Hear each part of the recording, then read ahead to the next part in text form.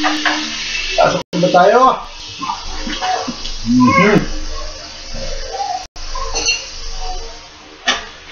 Sabi nila, hindi uubra ang euro ng Pilipino. Likas daw kasing korap ang Pilipino. Sabi ko naman, hindi yan totoo. Likas na maka-Diyos, makatao, makatarungan, at kapaki-pakinabang ang Pilipino sa isip, sa salita, at sa gawa. Sabi nila, walang disiplina Pilipino. Sabi ko naman, disiplinado ang Pilipino kung ang kanyang karapatan ay nire-respeto. At sabi nila, halos lahat ng Pilipino mababa lang ang pinag-aralan. Sabi ko naman, sentido komun ng isang pangkaraniwang tao na may matinong pag-iisip lamang ang kakailanganin para makapaglatag ng katarungan. Ikaw, kayo, sila. Ano naman? Kaya masasabi nila at masasabi mo. Ayan po ating kikilatisin sa hapong ito.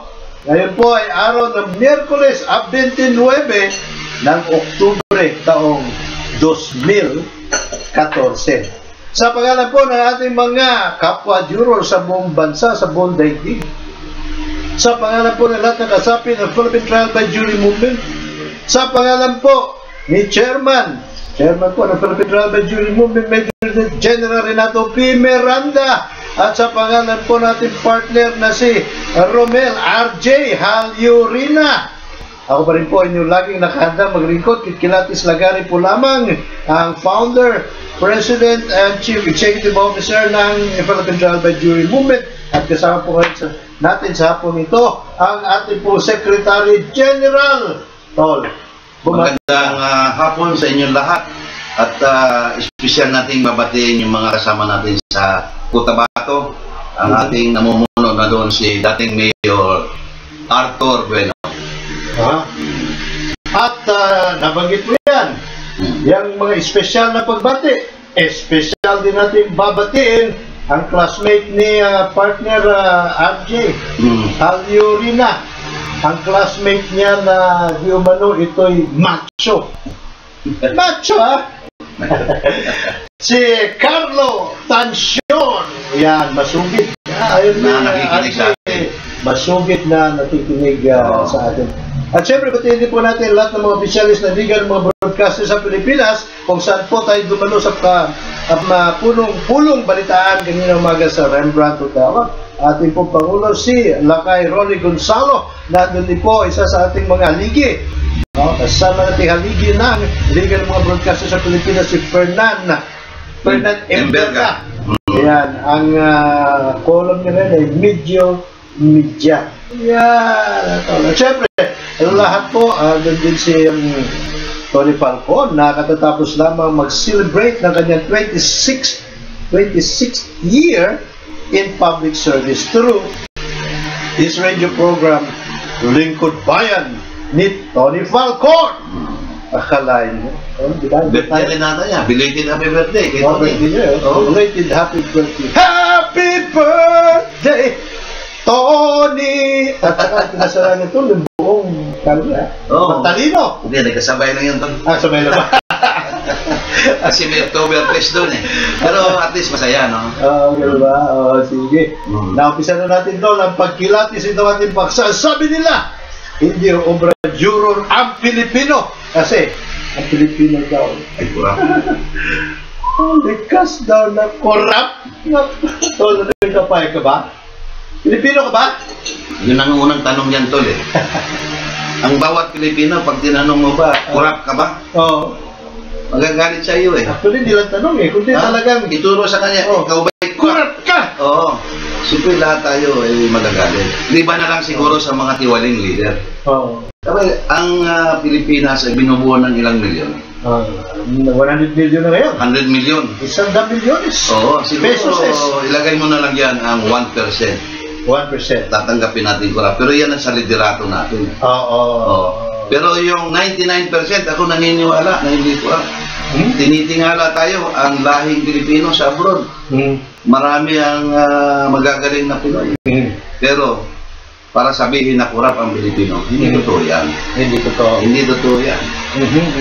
Ang Pilipino ay likas na honest sa totoo lang. Correct. Lalo na ang nakakarami ng mahirap. Correct. Ngayon ang mga sinasabing corrupt tayo ay paninira lang, pinahihina ang ating kultura. Sino ba ang unang nanira sa ating lahi? Hindi marami tayong nakakausap eh. Oh. Sabi nila, hindi pwede yan eh, kasi corrupt tayo eh. Yung mga nagsasalita yan, baka sila corrupt. Oh, pero sino nagpauso niyan na, di ba yung mga Kastila? Kastila, sa istorya, ang ibig mo sabihin. Kastila, Sinisiraan natin lahi. Oo, dinisiraan tayo. Pero Mga tamad. mga tamad, Sino ba mga kasi indolente. sipagin Indolente ba?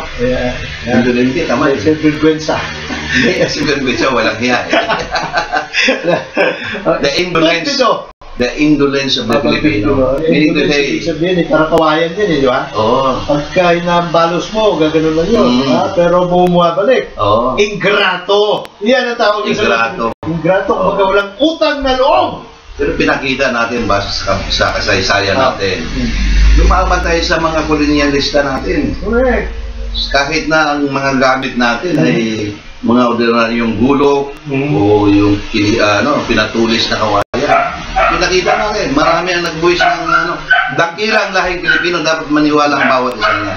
Hindi sadyang kurap. Hindi sadyang kurap. Tinuruan tayo ng mga kolonyalista natin. Espanyol, saka maaaring Amerikano.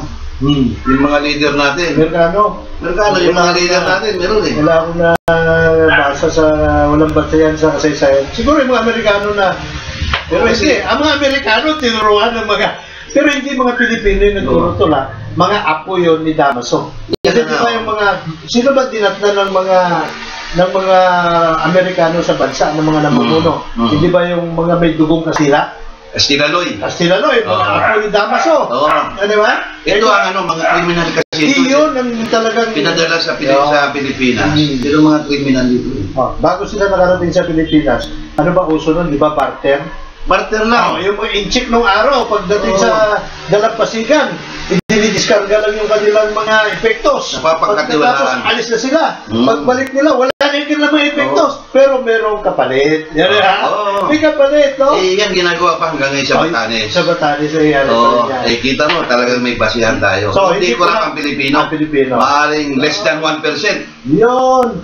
Sa lahat naman ng tao, merong ganun. Sa lahat naman ng bansa, merong ganun. Yes, pero generally, we are an honest and incorruptible people. Ngayon, meron talaga namang natutuksok, di ba? Kinakain daw ng sistema. Kinakain ng corrupt na sistema. Pero, kailangan present yung tatlong elemento. Di ba? Bago isang tao, kahit na sino tao, kahit na anong lahi, kailangan nandun yung tatlong elemento. Ano nga yung ulit mo? Dapat nga, dalawa lang ang elemento. Bakit ka mo? Ito lang elemento. O kung elementary yun, tatlo. Ano yan? Elemento na yan. Okay, ano yung mga elemento na yan? Gawin natin tatlo. No? Ngayon, una, dapat may mananakaw. May nanakawin. May nanakawin. Kailangan nandun yan eh. Kasi paano ka magnakaw kung wala ka nanakawin? Halimbawa ngayon, pork barrel. Pork barrel. May nanakawin. Meron. Pangalawa, may pagkakataon. Pwede mo nakawin. Kaya mo nakawin. Sa pork barrel, di ba? Pwede nila nakawin. Andun yung pagkakataon. Pangatlo, kailangan walang huli. Walang huli. Kasi kung huli ka, ba't ka magnanakaw? Hindi na huli ngayon, pero kaunti lang ang kulong. Kaunti lang ang kulong. At saka yung mga yan, kukunti lang din yan nahuli. Hindi pa lahat yan. Marami. Ito, malas lang talaga nito mga nakakulong kasi merong testigo laban sa kanila. Tsaka political motivated yan. Well, kaya lang na, may political hindi talaga yan para linisin eh. Hindi talaga para linisin. Alam mo tol, totoo yan, no? Sa halimbawa, kung if we are talking about the Gloria administration, na alam naman natin na kinukutsaban natin, kasabot natin, ang hindi nila nakasabot nung araw, yung mga senador, Di ba? Mga senador lang, pero yung Kongreso, kung nagkataon na ang umiiral sa atin ng mga panahon yun ay parliamentary form of government, forever na si Gloria na Pangulo. For life. Prime Minister. Prime Minister. For life na siya. Swerte na tayo at umiiral presidential form of government. Di ba? Pero anyway, itong mga panahon ni Gloria Macapagal-Arroyo, ayan, maniniwala ako dahil kakutsaban niya lahat eh. Pero sa kay Pinoy ngayon, nasa mga 99.9% naniniwala ko na hindi na ginagawa na kakutsabahin yung Sandigan Bayan, yung Ombudsman, kasi mga independent body yan eh, supposedly. Although, meron din naman kumbaga ano tawag ito, persuasive. Diba? Persuasive action. Oo, action. On the part of the President. Pero, nasa ombudsman na yun, kung pagbibigyan nila o hindi. At mahirap din naman tol, sa tingin ko, na paratangan mo lang nang walang kapararakan yung tao. Masisira din naman sila sa mamayan, nakatangyo ng mamayan eh. Diba? Tama. So yun, kailangan inis lang mahuli. Oo, andun yung pangatlong elemento. Kailangan walang huli. Di ba? Naalala ko nga nung may presidente. Pagka may inihahain sa kanyang proposal, ang mga tig niya. Alipores niya. Mga tig. Oo. Ano yung tig? Tigulong. Tigulong. Tatanungin niyo muna kaya ba natin i-depensa ito sa Plaza Miranda? Yun. Kaya? Yun ang tanong ng araw. Yung mga banda uli, yung mga presidente, tanong na, pag may inihain, ano ba yan? Malinis ba yan? Nakatad ba ng pinong-pino yan? Wala pang buko yan. So yun ang unang tatlong elemento. Ngayon, pagpapatuloy natin ito. Ang sabi, tapos tayo dito sa Obra, sabi nila, walang disiplina ang Pilipino. Sabi ko naman, disiplinado ang Pilipino kung ang kanyang karapatan ay nire-respeto. Anong take mo rito, Tol? Totoo yan. Kasi ako, Tol, nakabiyahe ko sa Europa eh. Okay. Ang mga Pilipino sa Europa, sumusunod sa batas. Kasi nakikita nila seryoso ang mga mahala. Hindi mo para dinig na dinig. Medyo... Hindi, medyo sila, naniniwala sila sa namamahala eh. Kaya marunong sumunod. Kaya di ba hinahangaan tayo sa lahat? Kasi yung sa Dubai, walang nakikitang pulis doon. Walang nakikitang pulis pero makikita mo sumusunod ang Pilipino. Dito sa Pilipinas, baka may masamang halimbawa. Kaya ginagawa ng mga Pilipino. Meron silang nakikitang masama. Merong ating mga ibang barangay dyan, for example, ninalaman silang kalokohan. Siyempre, ang leader mismo, gumagawa yan. Iniisip nila, pwede rin gawin yan. Follow the leader. Follow the leader eh. Hindi ba? Hindi lang yung follow the leader, is multicultural, yan. Hindi lang sa Pilipinas. Kaya, ang importante, may leader tayo na natatakot na may accountability. Susunod tayo. Susunod tayo. Ako naman, sa isang banda, sa take ko naman, parang kaminsan, pag nagpasaway ang Pilipino, di ba? Yun ay form ng protest. Ang iba? Hindi. Anong araw?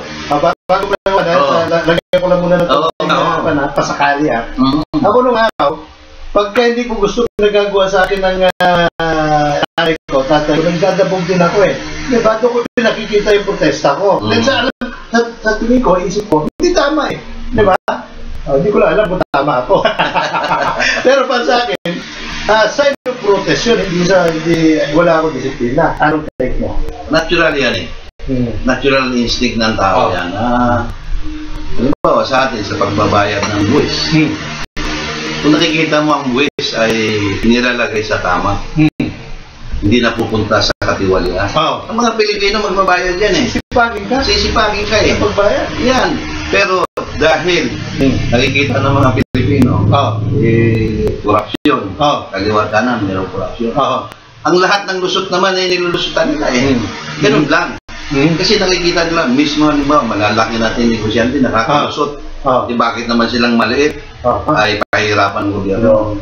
So hindi sila nagbabayad ng tamang buwis dahil nabubuwisit sila. Kung saan napupunta ang bulsa. Nabubuwisit. Nabubuwisit sila, hindi sila nagbabayad ng tamang buwis.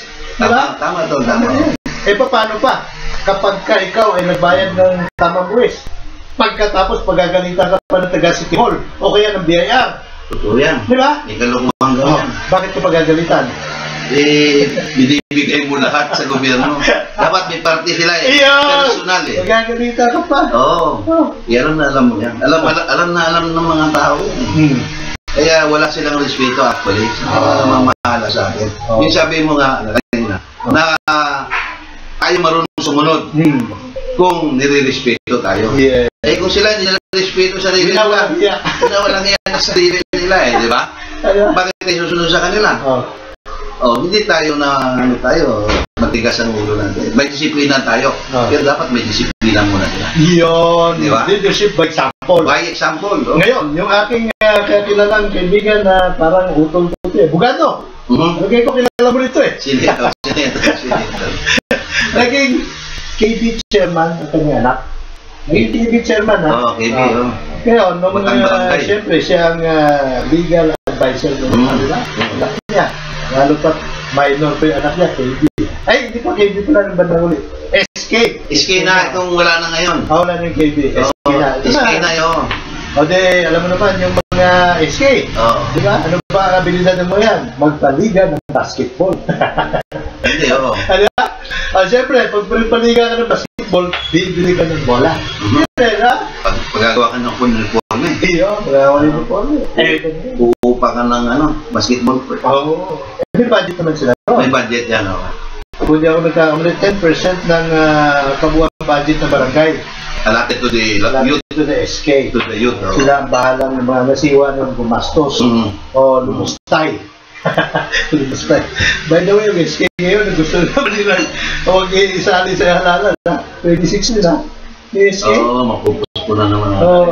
Anyway, akalain mo, hindi pagkatapos sila nabili yung mga gamit. Ito na ngayon, ano na siya? Liquidation. Liquidate na yung pondo niya. Nakita nung Katay. Nung taga COA. Nakita ng COA auditor. Sabi ng COA auditor, palitan mo yan. COA mismo. Ayusin mo, itama mo. Sabi niya, ma'am, ito yung tama Hindi, mali yan. Bakit ito? Napaka mura ng basketball mo. Masisira tayo. Mabubuking tayo. Basketball mo, mura-mura. Bakit magkano ba presyo? Ito yung mo presyo. Jack up na price. Paano ka magkakaroon ng respeto? Paano titino ang mga bata pala, tinuturuan na lang. Pagkatapos, ang gusto nilang parusahan yung mga bata. Mali. Dapat ang parusahan nila, itong nagtuturo ng kamalian. Correct. Now, ito, sunod ng topic, Tom. Ang sabi nila, halos lahat ng Pilipino mababa lang ang pinag-aralan. Sabi ko naman, sinido ko mo lamang na isang pangkaraniwang tao na may matinong pag-iisip ang kakailangan para makapaglatag ng katarungan. Ano yan yung pampahina ng loob yan Ang totoo, tayo ata sa Asia ang pinakamalakataas na pinag-aralan. Kaya nga, kahit sa abroad gusto lang kunin Pilipino. Magaling mag-English, nakakaintindi pa. Madaling maturuan. Sabihin, ang Pilipino, likas na magaling. Miski noong panahon nila dindihan, may paghanga sila sa Pilipino. Ngayon naman ang magsasabi na wala tayong pag-aralan. Anong klaseng pag-aaral bang gusto nila? Yung ibigit natin ang mata natin sa kalokohan? O natatakot sila na sabihin may pinag-aralan tayo? Para pag dumating yung panahon, nakita nila mga Pilipino ay nagre-reklamo sa katiwalian, sabihin nila, hindi, walang aral kasi yan Di ba? Mga walang kwentang tao yan. Hindi walang pinag-aralan. Marami na i-contribute ang Pilipino sa siyensya. Sa abroad. Yung NASA, nakapag-contribute tayo dyan. Paano ay masasabi na wala tayong pinag-aralan. Ang nasa isip kasi na iba dyan po, akala nila, para ka maging juror, no, kailangan medyo abogado ka. Diba? Kasi sabi nila, ang juror, ang kanyang trabaho ay humusga eh. Kung sino guilty o sino innocente. Ngayon, naisip nila, no? At may batayan din naman yung iba. Kaso nga lang, medyo hindi na masyado nauunawaan. Ang mga judge nag-aaral yan, abogasya. Ilang taon ba ang abogasya? Depende. Minsan, yung iba, inaabot na 10 taon. 10 kasi mabagsak eh. Kapag mabagsak sa eskwela, tapos babagsak ka pa sa pagkuha mo ng bar exam, yung iba, inaabot ng mga 15 taon bago mag-abogado. Yung iba kasi naman working student. Iba naman, inaabot ng mga 20 anyos bago naging abogado. Yung college sila, hanggang sa makapasas na sa bar, yung mga ganong abogado, mas matataas kung sumingil yan ng attorney's fee. Bakit ka mo? Sabi na, laki ng ginastos ko. 20 anyos! Magawa ko nang hinaan mo naging abogado. Isang dahilan lang yan, Tol. Ang iba pang dahilan yan, yung panlagay sa piskal. At panlagay sa husgado. So, mapalik lang ako dun sa punto ko, ano ha? Ngayon, palagay mo na regular abogado o yung normal situation. Nag-aaral siya ng 5 taon, di ba? Kuha siya ng bar at tapos palagay mo na 6 na taon abogado na siya. 5 taon. Tapos kailangan niya pa mag-practice ng at least 10 years bago siya maging judge. Diba? Bago siya maging judge. Ano magkakaalam ko ha? Pwede siya mag-judge kahit hindi siya dumanang piskal. Ano? Basta at least 10 years pagkakaalam ko bago ka pwedeng ma-nominate sa position ng isang hukom. Ngayon, kanya. Ang pagkaraniwang pag-iisip ng hindi masyadong, wala masyadong alam sa sistema ng trial by jury o jury system, ipaubaya mo ba ang iyong kinabukasan, ang kahinatnan ng kaso sa mga undergraduate sa elementarya? Ano yan eh. Sa totoo lang, ang pananaw ko, mga nag-aral ng abogado, hindi para, hindi lahat ha. Hindi para talagang ipatupad ang batas. Marami dyan, nakapag-aral, pero ang natatapad, butas ang batas. Paano butas ang batas? Paano butasin ang batas? Ang karaniwang tao lang ganyan eh. Straight lang karaniwang tao. Karaniwang tao, alam niya ang batas. Hindi natin ang batas, hindi natin ang kailangan na yung mali itama mo, at ang tama ay yung mali mo. Okay. Now, yung tao ganun. Okay, so, ang abogado, okay, pinag-aralan nila ang batas. Pero hindi ibig sabihin na porket nakapag-aral ka ng batas, alam ng tuklasin kung ano ang katotohanan at ano ang sinungalingan. Oo. Diba? For example, sa korte, mas pinaniniwalaan ang salita ng isang bata kaysa mga natatanda. Alam mo yun, Paul? Oo. Prinsipyo sa batas yan, ha? Kasi wala pang gulang yan eh. Iyon! Wala nang edad, wala pang gulang. Oo. On the same breath, Tama. on the same breath, kapag ka may testigo na sumigaw noong mga panahon na nangyayari ang krimen, na pinatay ni Pedro si Juan, di ba? Yun ang mas pininiwalaan ng korte. Kasi yun, instantaneous yun eh. Instantaneous saka di ba? Paawang katotohanan sinasabi nun. Hindi kagaya ngayon. Yun. Kahit na hindi siya abogado. Yeah? Kagaya ito.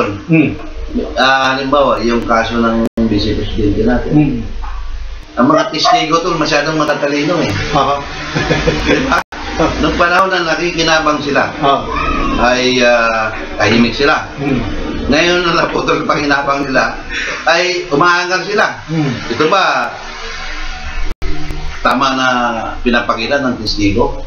Well, dalawang yan para sa akin tulad na. Kailangan i-validate mo yung kanyang testimony. You have to test the credibility. Yes. Gaya nung sinabi mo, dati siya nakikinabang. Diba? Yan, alone, by itself, no? Pruweba na eh, na ang mga sinasabi niya ay totoo. Lalo na kung merong ebidensya na kalapit. Kasi kung salita niya lang, No, di ba sabi niya, yung building na yan, di ba? Building na, Makati Building 2. Parking pa, kasama. Overpriced yan. Kumita si Binay dyan, ibinulsa niya. Okay, kung yun ang sabi niya, siyempre, sabi mo na, ano ka lang kumbaga, sour graping ka lang di ba? Dahil wala ka ng pakinabang ngayon, wala ka na sa pwesto. Pero teka muna, tingnan natin yung building. Overpriced nga ba? Ayun! Di ba? Yun ang susi. Hindi yung salita ng merkado. Kundi mismo yung realidad on the ground. Di ba? Ang building worth 2.7 billion. Worth 2.7 billion, pag ikinumpara mo sa ibang mga gusali, pero ilan ba siyang floors? 11. 11 floors. 11 floors siya. Pagkatapos ang parking area niya ay 5 floors o 6 na floors. 11 floors kabuhat. May building na ikinumpara. 42 floors. Pagkatapos yun pa ay mga condominiums. Alam mo na, pag condominiums, di ba? Mas magastos yun. High-end. High-end. Mas mataas pa ang presyo ng 11th floor na building na Makati Building 2 kaysa doon sa 42. Di ba? The same, kumbaga, ang lupa na kinatitirikan. The same zone. Oo, pare-pareho sila ng characteristic, no? Kasi di ba, siyempre, pag sinabi mo, building na yan, sa tabi yan ng ilog kailangan ang pundasyon niya, no? Kailangan patatagin ng gusto. Piling yan, piling. Oo. Tapos yung isa, diba, doon sa adobe. No-brainer, mas mahal ang pundasyon nito. Pero hindi, kaparehong karakteristik na lupa na kinatitirikan ng dalawang building. At ang isa ay 42 floors. At mas limuot pa yung construction kasi ay mga kondo yun. Pagkatapos isa may parking pa. Pagkatapos mas mahal ito, mas mababa kaysa doon. Diba? So yun ang tinitingnan natin yan to. Yan talaga. Hindi yung kung sino lang ang nagsabi pati kinabang sa hindi. Yun naman ang take ko doon. Ikaw. Ngayon, nakita mo kung saan sila naglalaban ngayon? Saan? Mismo na sa tao. Gusto na nila ang magusga. Ang karaniwang tao. Di ba si Binay? Ay yan ang pumunta sa Senado Kasi mag-uhusga Senado Mas may tiwala siya na mag-uhusga ng pantay ang tao. Ano sa tingin mo? Okay ba yun? Ayos yun? Mas ayos yun dahil yan ay ayon sa ating pinaglalaban. Tao ng tao. Oo, ng tao talaga ang siyang maging pinal ng hurado. Tumama si Binay dyan. Mama o tatamaan? Tatamaan din siya. Tumama siya, tatamaan din siya. Ngayon, ito lang ang mapasadahanan natin itong mga investigasyon na nangyari sa Senado. Pagpalalawakin pa natin yung mga investigasyon na nangyari sa Office of the Ombudsman. Nabawian ng mamamayan Pilipino sa ilalim ng demokratikong proseso nabawian ng mga mamamayan Pilipino. Alam mo kung gaano kaganda yung proseso ng sistema na yan. Ito. Ang ating ombudsman, iilan lang yun. Diba? Iilan na sila Hindi nila kayang dapaan ang Luzon, Visayas, Mindanao, every municipality, cities, and provinces. Diba? Pero, kung yan ay sistema ng jury, meron mga civil grand jury na titingin sa mga bawat lugar na yan. Ang daming katiwalian. Ito. Kaliwa kanan. Tip of the iceberg pala nangyari sa Makati. Diba? Mali na isipin ng mamamayan. Mali na isipin ng mga mamamayan na mga opisyal lang sa Makati ang may mga makakating kamay. Mali yan. Mali. Sabihin mo, ilang porsyento ng mga syudad sa Pilipinas na mayroong talamak na korupsyon? Nako, halos lahat siguro yan. Halos lahat. Ito nga ito Sa Quezon City, Quezon City. Pinakamayaman. Pero makikita mo, tinalo ba tayo sa Makati? Ano natatanggap yung mga tao? Mga senior, every month mayroong tulong. Tinalo ng mamamayan ng Makati ang mga sa mamamayan ng Quezon City. Oo, hindi, dito sa Quezon City, hindi natin alam kung Ano saan pa kinabang yung mga yan? saan na napupunta ang pera ng Quezon City. Bistek! Saan pupunta? Di ba? Itanong natin yan sa kanila, tol. Darating ang harap, kakapanayamin natin si Bistek. Doon tayo magpuprograma. Doon mismo siya kay Bistek. Para diretso marinig mo ng mga mayan, ng mga Hindi niya kaya ng artista lang. Hindi tayo, yung nahanapin natin ng katotohanan. Pwede inarte rito. Ganon. Mga juror kami. Oo. Di ba? May Mga pananagutan juror siya kami. sa akin. At kami, ang mga boss sa bayan ito. Kaya, sa kanyo. Yan. Ano din yun? Sinago, pagka kahit pa napatunayan na nila na talagang nagkasala at si Bibi Binay, wala pa rin silang karapatan Oo. na mag-ano eh. Oo. Wala silang karapatan. Teka, dito, pakibuksan mga tol, merong... Sige. Oo. Sino yun? Wala silang karapatan na magsampa ng kaso. Oo. Di ba? Pero ang grand jury, meron. Meron. Di ba yung panalo natin eh? Alam mo kung saan lang tayo natatalo? Ha? Santol. Ubus na oras natin eh. Ganun na. Paalam na muna tayo. Okay. Yeah. Sa lahat ng mga nakikinig, maraming salamat. Lalo na yung mga chapter natin sa abroad. Dumadami tayo. Singapore, Dubai, ibang lugar. Kaya, kayo alam namin nakikinig. Pwede ba silang makinig sa atin? Oo, kasi i-upload naman natin. Upload pa na. Tama. So anywhere the world. Anywhere the world. Video po kami. Bisitahin nyo lang KITV-PH Facebook page. Meantime, sino yung bago natin ito na kalyado? Kasi San? na umaga lang. Saan? Na susuporta na. Konting ano na lang. Susuporta na sa Philippine Trial by Jury Movie. Yung kanina. Sino? Si Amba. Si Amba Kong. Amba, Congressman Roy Sinyeres. Roy Sinyeres. Tagapagtanggol ng mga Senior. OFW. At teka muna. Bigyan lang natin ng babala. Bigyan natin ng babala itong bumaboy ng ulimbat doon sa pondo ng OWA nung nakaraang administrasyon. Pag-usapan natin yan. Antay nyo, sasampahan na kayo ng kaso ng OFW Family Club. Oo. So, magitan ni Ambakong Roy Sinyeres. Senior. Okay, so mga kapwa juror, kapwa Pinoy, mga boss, hanggang dito po muna natin pinatutunan sa araw na ito. Hanggang bukas, ako pa rin po ang inyong laging nakandang maglingkod sa pangalan po ng ating partner, si RJ Romel Halurina. Kikilatis lagari lamang po. God bless us all. God bless the Philippines. Shok Baden. Ya Habibi.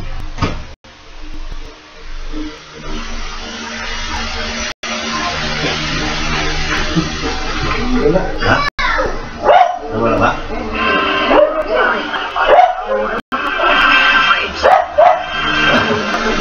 Jake. Ha? Pasok?